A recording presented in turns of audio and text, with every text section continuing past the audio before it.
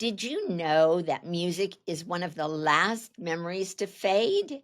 Even with dementia, a favorite song can bring back a moment, a smile, a name.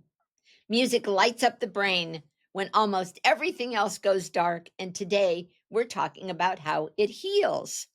And here's what might surprise you, it's not just for dementia patients. Music can help all of us age better, live calmer, and feel more connected. Hi, everyone. I'm Valerie Van De Zilver, and welcome to Always Ageless, where we explore the beauty of aging boldly, living fully, and staying curious. Today's episode is something special. We're diving into the power of music, not just to entertain, but to heal and to soothe minds, calm anxiety, and reconnect people with who they are. And my guest, she's doing something remarkable. Yael Swerdlow is the founder and CEO of Maestro Games SPC. Her community blends music, neuroscience, and gaming to bring relief, resilience, and joy to those who need it the most. So, gaming, that's going to be really interesting. Whether you're a caregiver, a professional, or simply someone who loves music, this episode is going to open your heart and your mind. So if you're driving, roll up your windows, turn up the volume. If you're at home, grab a glass of tea and let's get started. Yael, welcome to Always Ageless. Thank you very, very much. It's lovely to be here. You are so welcome. I met you last week at Uh-huh. an age tech event in San Clemente, and I knew the first time I saw you that I wanted to hear more about your story and have you as a guest on our show. So let's begin with your story. I know you have so much to tell, and I want to just tell a little bit about your bio. Okay. You're the visionary CEO and the founder of Maestro Games, which is a public benefit company that brings together neuroscience, music, and interactive gaming, which I'm so excited to hear more about to promote healing, reduce stress. We all need to reduce stress. I certainly do. And support mental wellness. I could probably use a little bit of that as well, particularly in older adults. That applies to me. And those living with trauma or dementia, I hope not. But your background as a photojournalist must have been so fascinating. You covered conflict and trauma around the world. So I want to hear more about that combined with your personal experiences with PTSD and caregiving led you to this mission driven work. And certainly it is. You are also the co founder of the Women's Empowerment Foundation, which I'd love to hear about. You're a speaker, a thought leader, definitely, and a creative technology for social good. We're so excited to have you with us. And I do want to begin with your story. Okay. You've worked in some of the most intense and emotionally charged environments as a trauma journalist. So, first of all, tell us, what is a trauma journalist? Well, I wouldn't exactly call it that, but actually, it's actually apropos to be that. I'm along was the, I guess the first third of my adult life. I was a photojournalist based here in LA for United Press International, which was a wire service that existed back then, the Associated Press, and um, and the LA Times.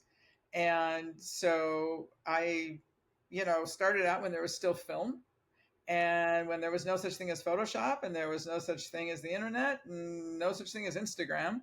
And it was literally just, documenting man's inhumanity to man or the best things that people do for each other. My skill set is not necessarily photographing tragedy, but photographing compassion and photographing empathy.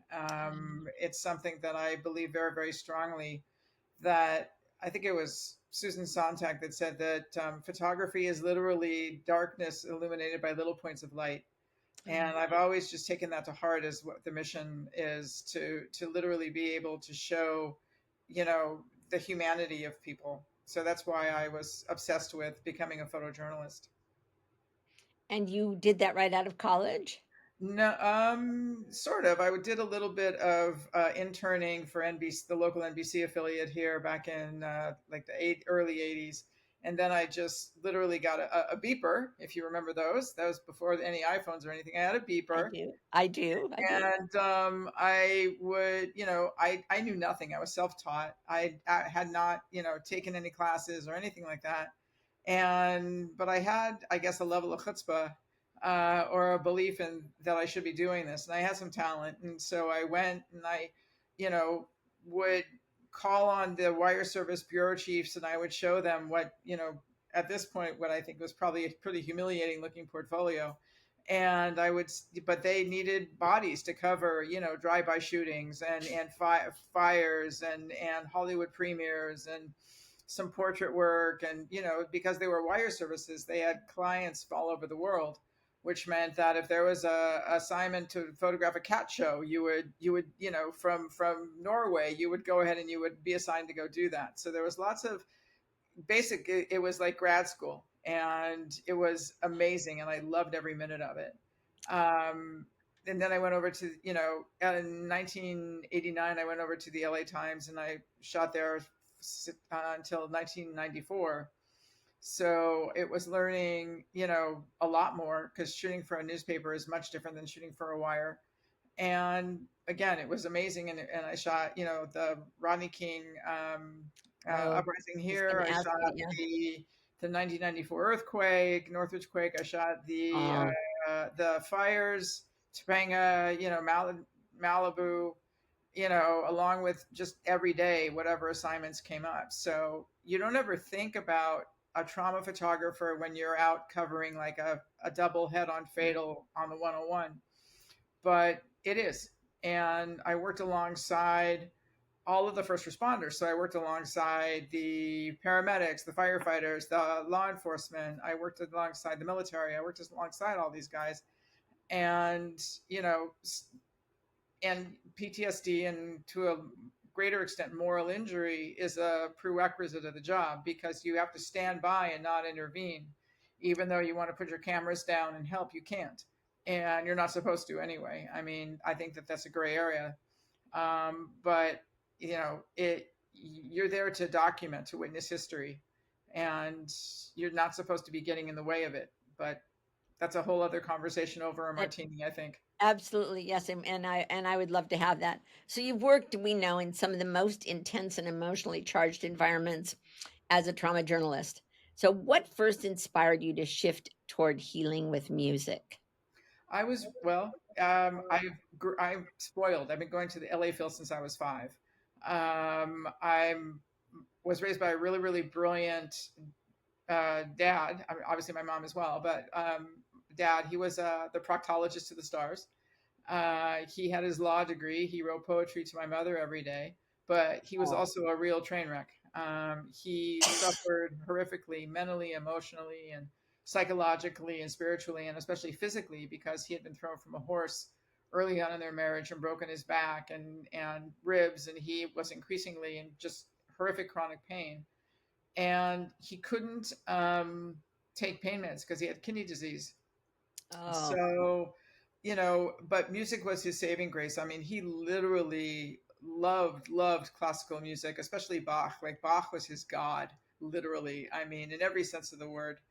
And I heard you what, say that. Yes, before. Yes. yeah, but he was something. And later on, he was on this. What I mean, he would always say that he was the most worthless piece of protoplasm on the planet. He would say a lot of things that were so disparaging about himself that we really didn't realize then how much on the suicide spectrum he actually was. Until after he passed away, we were going through my mom's boxes of poetry, and we found suicide letters for that he had written. And we're just, thank God he never did it, but it just shows how much he was suffering. And at the end of the day, when he was in dialysis for 8 years, he lived to listen to his CDs and see my mother's face every day. And he put up with a level of, as he put it, torture that he never wanted to do. And when it came time for him to pass away, like, he had pneumonia again, and the dialysis center called me and they said, we can't do anything. This is torture. You need to let him go. And so I brought him home, and I had hospice there. And and they loaded him up on Ativan and morphine and everything. And he was going through these horrific death throes, like horrible, horrible kicking and screaming and moaning and crying. And my mom was falling apart, and my sister was falling apart, and I'm the person in charge, and I didn't know what to do. I'm like, I didn't had no solution, and then out of desperation, or you can call it divine inspiration, I Yes. grabbed my iPhone and I put on the Bach Partita number 3, and literally in less than a nanosecond, he went from horrific death throes to 100% peaceful. And like we had been holding his hands down, and then suddenly he's moving his hands like he's conducting the orchestra, and I'm like, what? I mean, it wasn't so much of an aha as it was a confirmation, because I've used music as well. But this was really, something. And I went, wow. And we kept the music going. And hours later, that's how he passed away. Really? Um, and now that was in 2012. There's so much proof now of the impact of music, and especially on Bach's certain concertos and things like that are able to lift depression. There's evidence now that the first movement of Beethoven's Fifth has an effect on cancer cells. I mean, there's all of this incredible research that's being done right now by folks all over the world, and the incredible soprano Renee Fleming, who Yes. is absolutely the coolest human I ever met in my entire life, is a great advocate, obviously, for music as medicine and music as healing, but also, she has a headset. We've had, quite a few conversations about what we're doing with Maestro. And, she spearheaded the creation of something called the Sound Health Network. And the Sound Health Network is located headquartered anyway at the UC San Francisco. And it was a partnership among Renee, the Kennedy Center, the NIH, and the NEA. And Wow. it literally is a research repository. There's also a big emphasis of what's called social prescribing. And that came out of the Sound Health Network to something called the Neural Arts Blueprint. And the Neural Arts Blueprint, or Neuro Arts, was all about how daily interaction with the arts in some way is essential for a person's longevity. Full stop. And there's a book that is about the research of this, an incredible book that's one of our Bibles, called Your Brain on Art by Susan Maximum and Ivy Ross. And that's out of Johns Hopkins and other research universities, about just how powerful interaction with the arts is for not only our spiritual and mental well-being, but actually our cognitive challenges, like you mentioned, dementia and Alzheimer's and Parkinson's. And like with Parkinson's, it's amazing because if you can't talk, you can sing, and if you can't walk, you can dance. And there's so much groundbreaking research about that, and also on Alzheimer's and dementia and on autism, and just all of these things that are, as we age, coming into play, that we have to deal with. That so and especially loneliness. Yes. The social Touch on that. prescribing is literally about, not just for the age community, but literally take 2 poems and call me in the morning. Mhm. Read poetry, go to a museum, go to a concert, listen to music. All of those things have such a massive impact on our overall Huge. well-being. Huge. But especially our nervous system. So Huge. Yes. As I mentioned before, we started. My mom's 105, so I go there right, after work every day, and after I leave the office or my appointments, and she's listening to gospel music, which is her background, and she has tons of old CDs and yeah. records and things, and she listens to those just as loud as she can get them. And certainly, we certainly know the impact of music. Certainly we have. So we know that we're shaped by our experiences and Uh-huh. how we process them. So for you, was there then a personal moment that made you say, "This is the work I need to be doing"? Yeah, absolutely. So I am, again, spoiled. I've been going to the LA Phil since I was 5. And my family, the whole Swerdlow clan, uncles and aunts and cousins, we all, as well as my parents, we all supported the Young Musicians Foundation for decades. And the thing that I found so offensive was that back then a radio station had to change from classical to pop to be able to survive. Like KFAC here did that, and it was for decades before FM was prevalent. It was the only classical radio station in LA. And now, KUSC obviously is amazing, but they are now saw their funding cut, so it's depending on us. Contributions, yes. And then orchestras, I think LA Phil is the only orchestra that's in the black. But orchestras across the country are either having to shut down or they're in the red. And what I find most offensive and I get angry about is that the music education in schools, especially K through K through 12 basically, but and especially in the inner cities, the schools that need it the most, the populations that need it the most are the first ones to get cut. And frankly, it just makes me mad. So with Maestro, it wasn't so much about wellness in the beginning. It was about how do we get music education in schools. And then when I sat down to write I wrote down a document, one of those 3 a.m. things, about what I wanted the pillars of the company to be, and it was obviously entertainment, but also healthcare and education and diplomacy, because music is the great bridge as well to populations that may not understand each other or may not want to understand each other. But if you can bring them together to experience music, that has a healing effect. And so when I wrote down this document of what I wanted it to be, then it was like, okay, this is the way that we want to form the company. And with healthcare, looking around and seeing humanity in pain, right? And this is pre-COVID, but I look, and seeing the statistics for mental health and suicide and all of the things. And at the same time, but I'm looking around that people are not engaging in the arts. And during COVID, for example, I was on all of these mental health calls and, all these organizations, and none of them mentioned the arts. They talked maybe about your sourdough starter, and that's all good. But no one said really that engaging with the arts is our way to sanity, our way to healing, our way to happiness, our way to joy.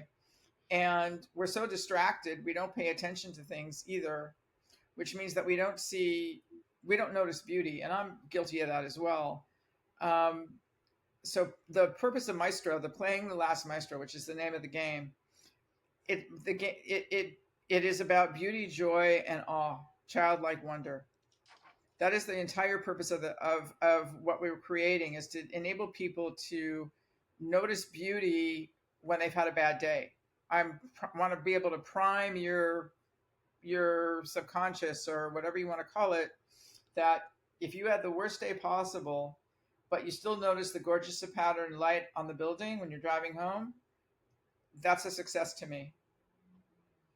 Because we don't do that now. No. And I do have to give a plug for, I know the Pacific Symphony, for example, has great education Absolutely. programs in the schools. And I work with a group called Backhouse Dance.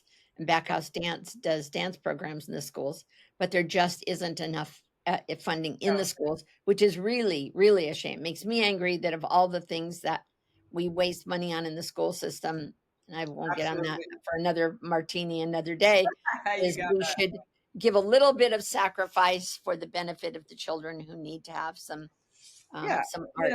And there's so much evidence that if you want kids to be able to have excellent executive function, if you want them to be able to be resilient, if you want them to be able to be open to learning new things, and confident and all of those things, you don't necessarily have to teach them to code. You need to teach them an instrument, right? And you need to teach them about music.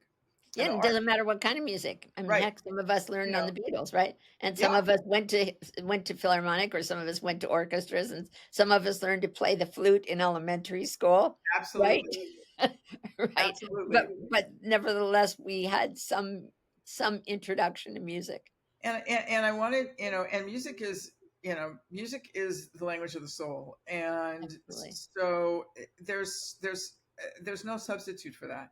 There's no substitute for being able to be touched in that way, that you can then feel the emotions that you're trying to not feel. For example, in trauma, if you're a first responder and you have trauma, you have PTSD, you have moral injury, if you can let go of the emotions that you're trying to stuff down and allow your childlike wonder and your awe and everything to come back up, you will be able to heal quicker, essentially. Yes. As will your patient. Yes. Exactly, Yes. 100%. Yes. And my own story. I have a sister who's an extremely bright um, pianist, and she can hear something once and play it and arrange it however you want it to Wow. be. She's so talented, and I never was. So I always felt that I missed out on that. But I've always said that if anything ever happened to me, if I was in the hospital and you think I can't hear you, that please Yeah, just ask Susan to play for me. Ask Susan to 100%. play Oh my God, you because just gave me chills. yeah, Yeah, because I'll know that it's you'll her, and respond. oh, Yeah, I don't think I can't hear because if you just have her play for me, that's all I ever want is for there, Susan to play for me. So anyway, that's my story. there's So a there's an amazing letter that Helen Keller wrote about being able to, quote, listen to Beethoven's Ninth Symphony really, and the effect that it had on her. And the letter is, I think there's a recording of it somewhere with Gillian Anderson, the wow, actress, reading it. And I just saw it again the other day. And the letter talks about how Helen Keller, she was blind and she was deaf and she was mute. She put her hand on the radio to be able to feel the pulsations period. of Yeah. the performance, and she was able to feel the exuberance and the joy and all of the things that are a part of that incredible piece. Yes. And if that doesn't make you sit up and go, wait a minute, wow, then you know Right. Right. Yep. Absolutely. And I've seen people like on America's Got Talent or The Voice where they they think they can't hear, but yet they can still sing because right. they know they feel the beat in their feet. Yes. As well. So let's talk about music memory and brain science. Studies Okay. show that music activities more parts of the brain than any other activity, Right. especially areas tied to memory and emotion. So, Right. what do you think? Why do you think music remains so powerful, even in so the face of dementia and cognitive decline? And so I've seen, let me just say, I've been in assisted living communities, yeah, and I'll see a piano, and they'll tell me that they've got a patient there or a resident who can sit down and play, and they're suffering from dementia or Alzheimer's, but they can sit down and play the piano. I think we've all seen, like, there's an amazing YouTube clip of a ballerina who is, shrunken of herself in a wheelchair, and she's probably in her 90s with Alzheimer's and non-communicative, and they played Swan Lake for her, and she suddenly remembers the at least the arm movements, right, of what she does. Um, Music is the last thing to go when you have a cognitive decline. And there are a lot of there's a lot of research that shows that it could be related to, that's the first thing you hear in the womb, right, is and it's like the drum beat of your mother's heartbeat. You're going to hear the cadence of her voice. You hear music. It's not about sticking Mozart on, although that's lovely, on your On her belly, but belly, yeah. yeah, but there's music is the first thing. And there's also obviously evolutionary development. Like, people were communicating through song. They were communicating through drumming. They were communicating through the rudimentary instruments that they built. So music has always been a communication tool that has transcended our evolution, right? It has gone through everything. So there's that.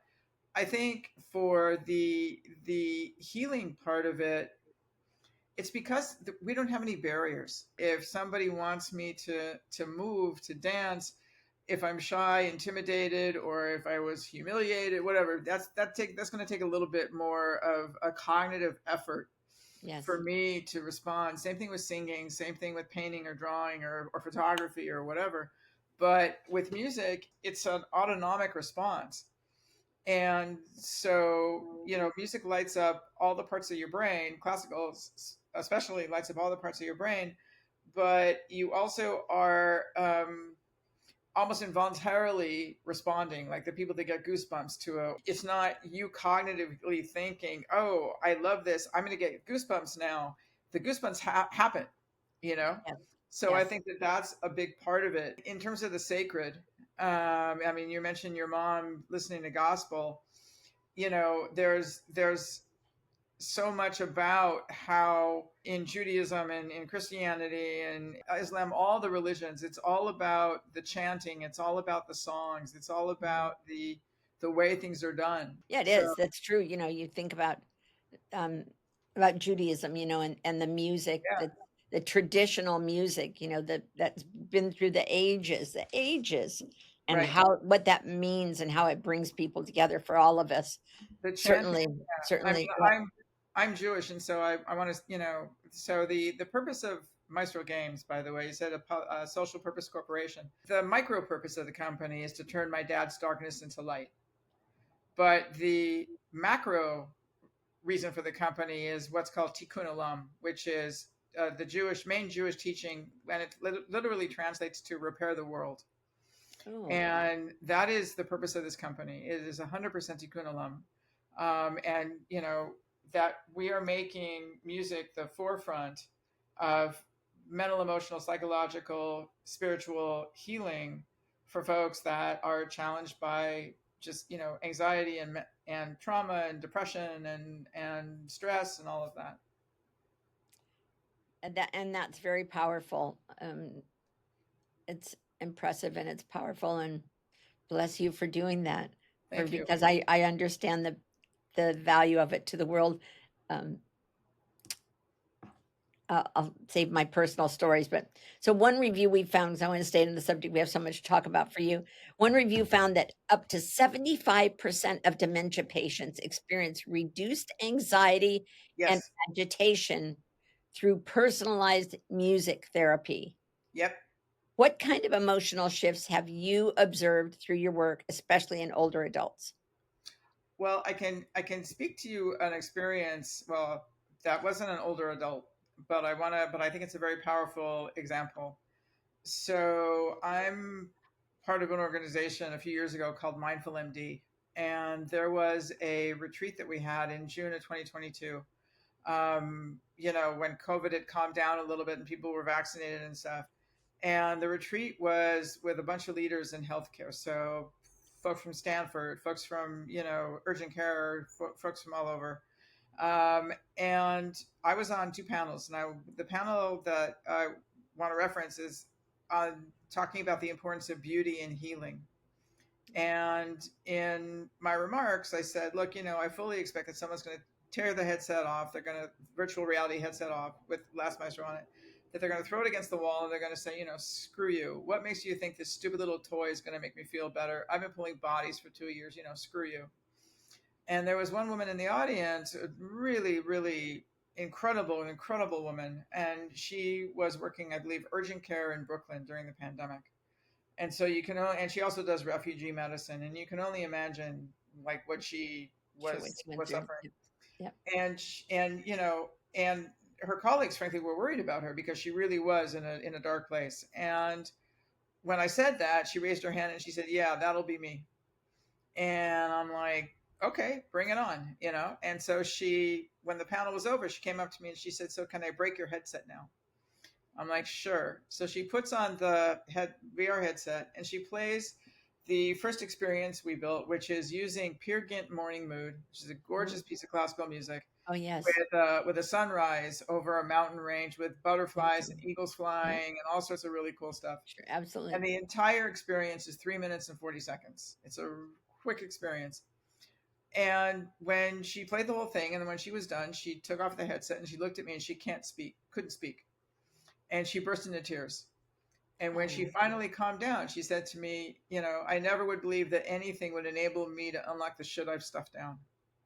oh, That is what playing the last maestro does. It resets your autonomic nervous system, but it also enables you to release, because you're in a beautiful environment and you're feeling that childlike wonder and awe, and you're in a beautiful place. It enables you to release some of the sadness, some of the grief, some of the things that you're trying to stuff down, by in a very gentle way. It's not Of like it course. jars you into doing something. Um, Gamification is touches the same part of the brain as emotion and memory. So that's why gamified experiences are so powerful, because it's hitting emotion and memory. And so Maestro is technically neuroaesthetic. The Maestro Games, the last Maestro, which is what we created, is technically neuroaesthetic technology. It is the intersection of behavioral health, neuroscience, and the arts. okay. And it's a new field that has come out of Hopkins, out of neuroarts. It's a subfield, if you will, but it's a growing field, because people are realizing that you can't medicate your way or talk therapy your way out of so many things that are alienating society. You need to be able to go deeper and go where there isn't going to be that level of resistance. Like one of the firefighters that I went to the Beverly Hills firehouse a while ago, and had them demo. And you can make jokes about Beverly Hills, but it's a firehouse, the same way that other firehouses are dealing with all sorts of horrific things. And the firefighters played, and they talked about their moral injury, they talked about their PTSD, except for one guy refused to do it. And the battalion chief took me aside later and said he's the one that needed it the most, because the guy was so afraid to feel and so afraid to release anything that he just couldn't uh, get his brain around the idea that something would like release that valve, right? And that's the thing. You need to have a release valve that doesn't cause judgment. So with playing the last maestro, it's in a break room. You don't have to talk to anybody. You don't have to deal with anything. You just literally put the headset on, you play, and you're good. In terms of not having to interact with anyone if you don't want to. It's by the NIH, it's classified as a music intervention. It's not a Okay. music therapy, it's a music intervention. So let's tell our viewers and our listeners, what is Maestro Games? What is this thing? What does it look like? How Okay. does it work? And what's the experience like for someone using it for the first time? But try to describe it to our viewers and our listeners, because we're on radio. Some people will watch us later by video, but what are they going to see? Okay. So Maestro Games is we created an experience called The Last Maestro. And The Last Maestro's narrative is that beauty and joy and childlike wonder are all disappearing from the world. And so Bach comes to you and hands you his conducting baton. And only through playing correct with exuberantly, you are bringing beauty and joy back and saving humanity. Oh, So what that's the narrative. What happens in the virtual reality headset is you put the headset on. There's a welcoming screen that tells you what to do, and you pick up a conducting baton, and instead of the orchestra, you're conducting an experience. So, for example, with Peer Gynt Morning Mood, it's a sunrise, it's an animation of a sunrise over a stunning mountain range with lake and flowers blooming and eagles flying and also butterflies that are there that you find and make them fly around. So Peer Gynt Morning Mood is a very, very well-known piece of it beautiful, is. beautiful uplifting music. And what we did was we timed the emotional crescendo of the music in the beginning to coincide with the sunrise. Of So course. you literally feel like you're making the sunrise, and you have a flood of dopamine and serotonin and just joy that surges through you.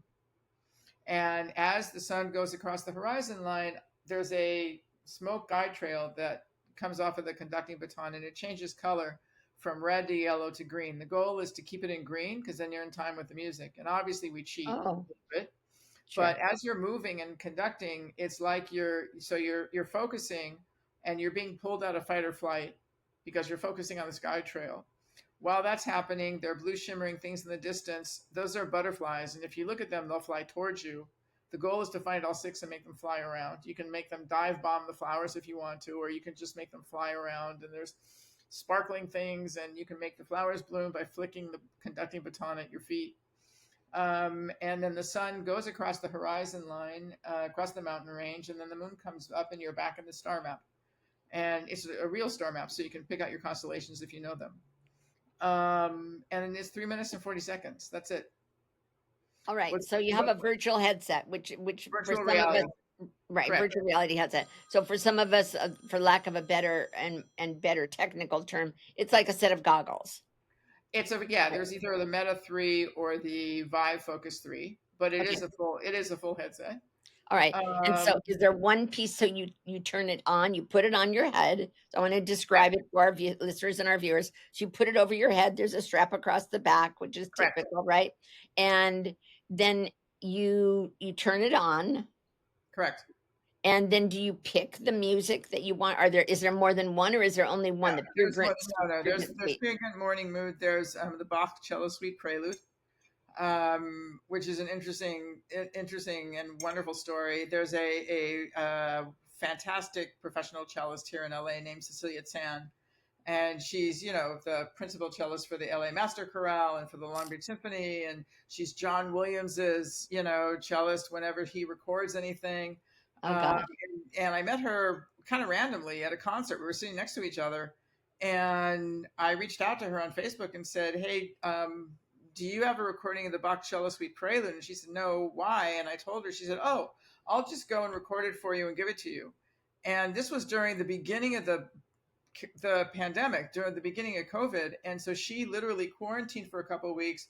She had a friend who has a home studio. He quarantined for a couple of weeks, and they tested. And then she went into his studio and recorded it for us.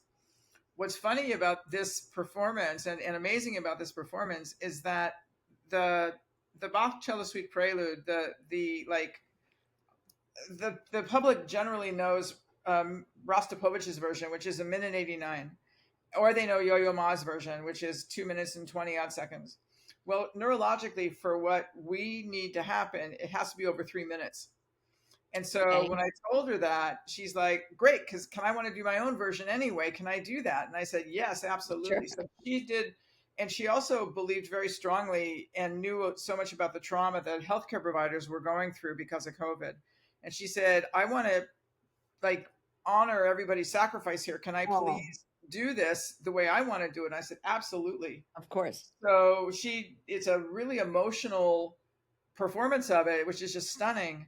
And we paired it with sitting under a tree in a country cottage backyard Oh, where you're just sitting under this, and it's animated. So you're sitting underneath this tree, and you've got a beautiful pond with a statue and water lilies and birds flying around and the butterflies and wind chimes, and you're just hanging out underneath this tree while this beautiful Bach piece is being played.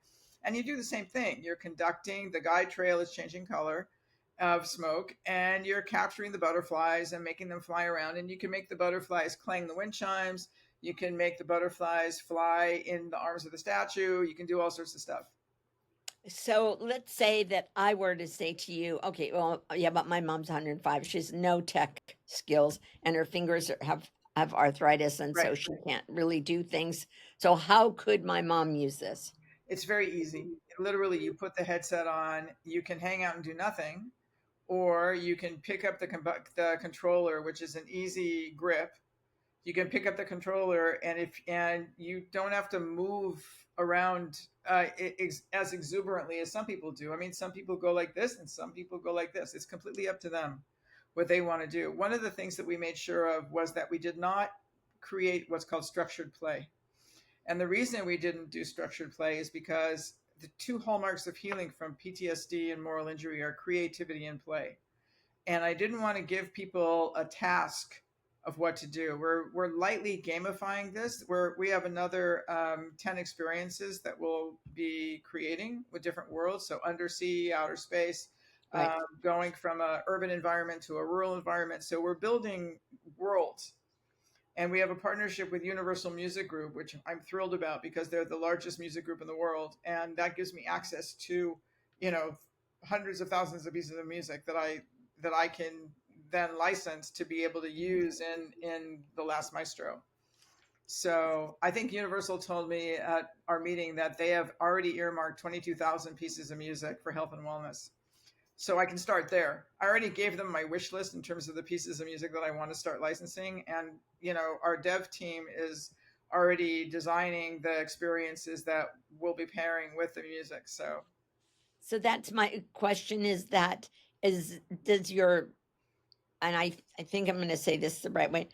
Can you expand your software? Can you expand this so it's not just oh, one or two pieces of oh yeah, yeah, music? yeah. I mean, that is what we're focusing on right now. We're building again. We're the first 10 that'll give us 12, and the goal is to add actually 12 experiences per quarter.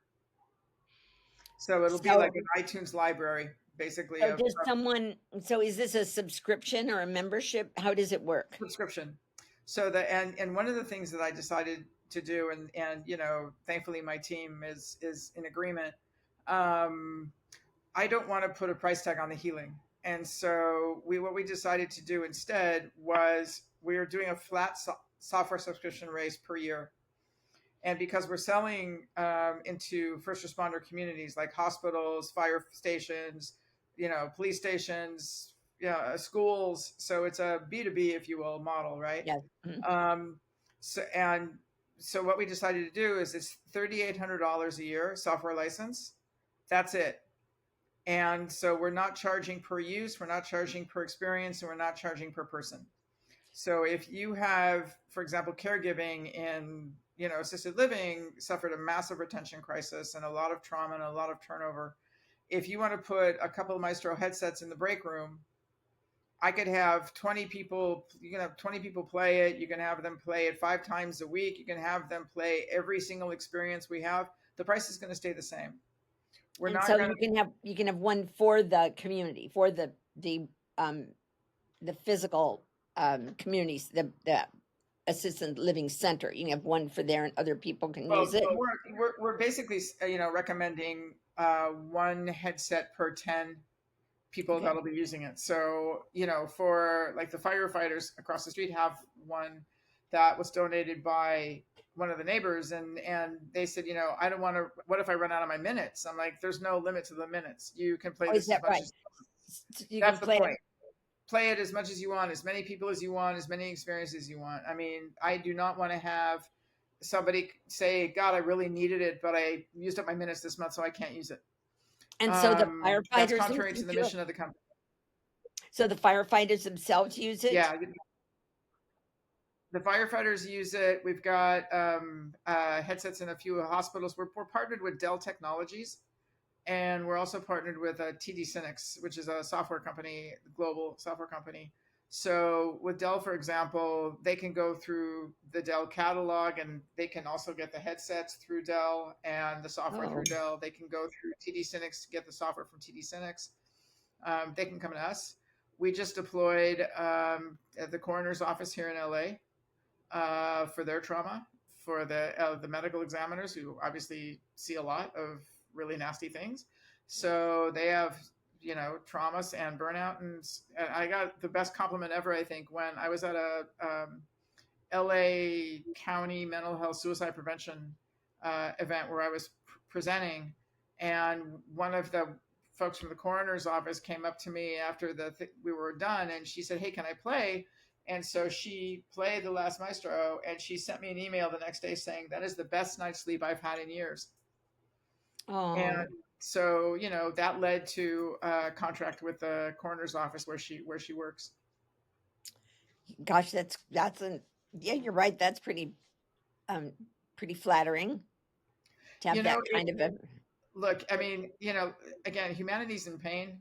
There's got to be holistic ways to help, and the caregiving community specifically. I mean, we're having conversations with folks that are working in with autistic patients, and the burnout and the turnover is 100% every 2 years for caregiving in autism, and obviously the family. So and everything is a community.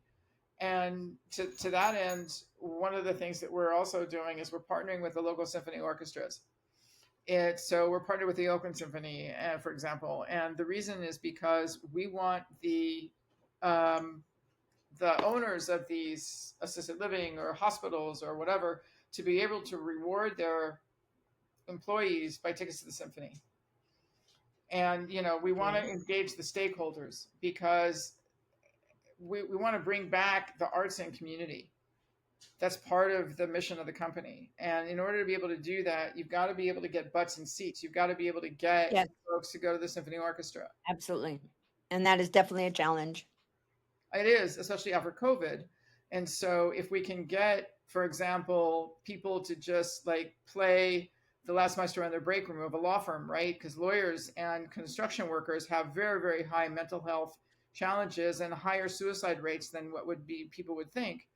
If we can get them to play the last maestro in their break room, then their employee would reward them by sending them to the symphony and also talking to the cafes that need people to come back that are in that environment. We So definitely need to talk about how we can make this a tool, a benefit to people like that. Maybe there's some way we can do that for some of the groups that we work with. I would love that. I would absolutely love that. So we've read that music can tap into long-term memory, Right. even when language and short-term memory fade. Have you Yes. seen moments when music brought someone back, even briefly? We've been able to see really interesting responses.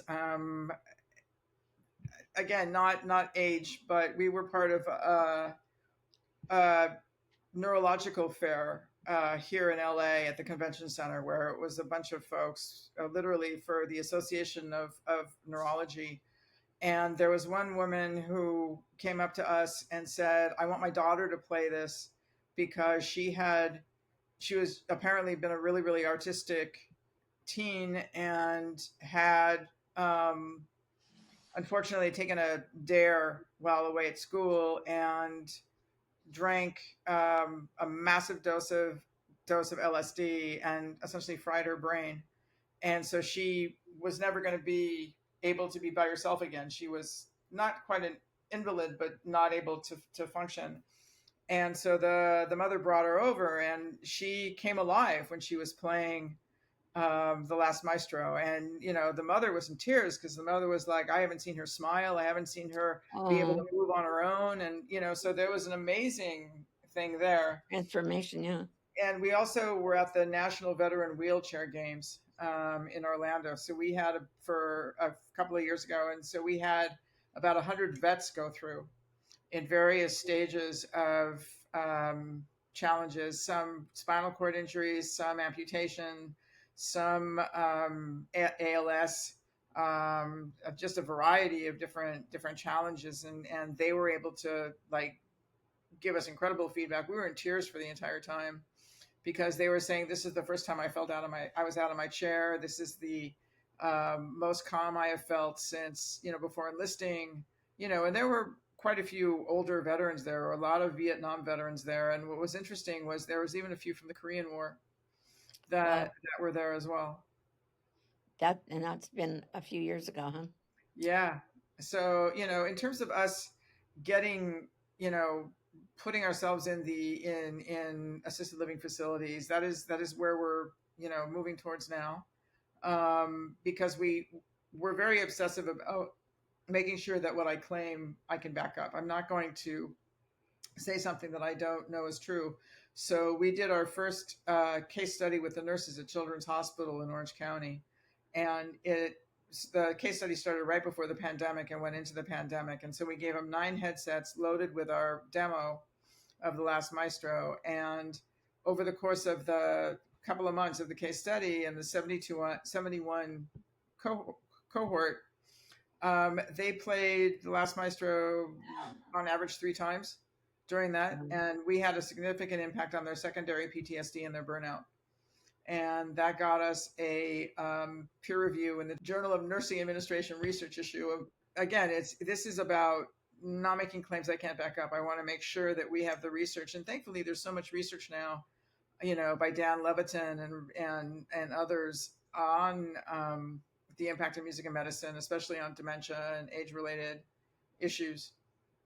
We just have a few minutes left. This has been fascinating. We'll show it, the headset piece on the video so our audience can see what that would look like if they had one. So tell us, so what excites you the most about the future of music-based therapy Not therapy, intervention. intervention in your case, right? What excites me the most, I think this is the beginning, because I think that the research is expanding so quickly, that they're finding the impact of music. Like, for example, for traumatic brain injury, there's a incredible woman researcher out of Northwestern, Dr. Nina Kraus, and she's gone on record saying that music is the gold standard for healing from traumatic brain injury. Wow. So I think that there is so much yet to be learned and researched, but I also think that I read a quick stat the other day that most folks are more open to utilizing the arts to heal than they are to take drugs.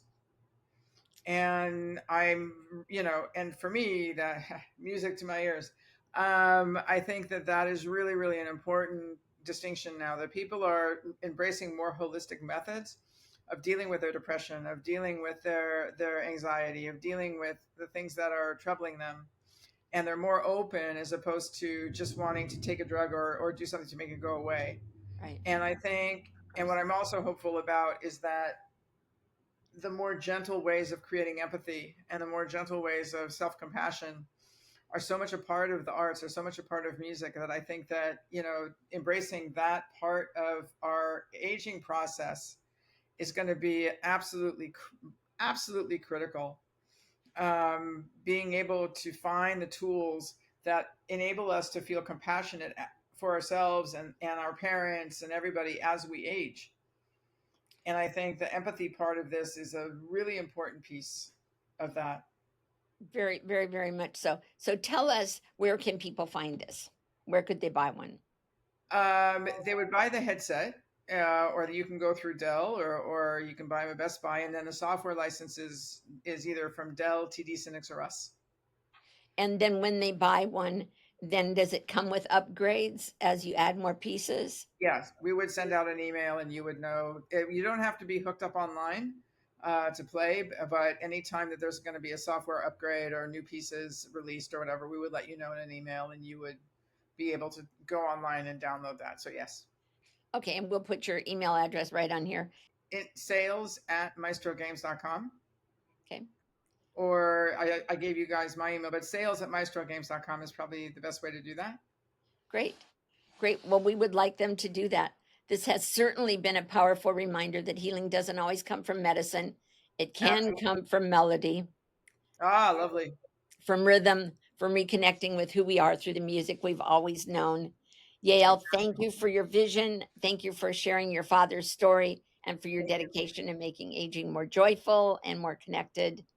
Thank Well, you. we Thank invite, you. yes, thank you. You can learn more about Yale's work at maestrogames.com. And of course, Right. be sure to follow us at Always Ageling. We will have a replay of this video also posted.